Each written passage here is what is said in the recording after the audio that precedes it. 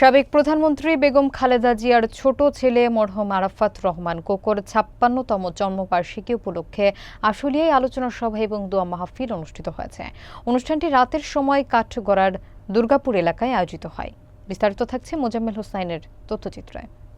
আয়োজক ছিলেন আশুলিয়া ইউনিয়ন বিএনপির সাংগঠনিক সম্পাদক মোক্তার হোসেন মণ্ডল। প্রধান অতিথি ছিলেন আশুলিয়া থানা বিএনপির সাবেক সাধারণ সম্পাদক দেওয়ান ময়নউদ্দিন বিপ্লব।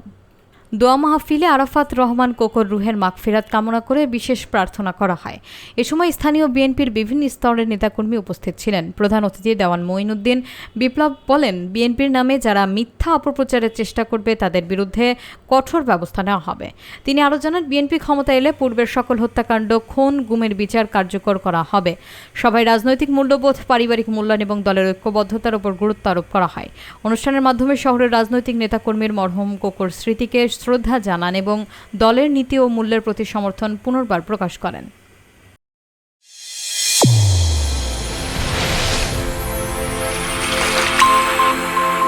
চ্যানেল A1 হৃদয়ের স্পন্দন।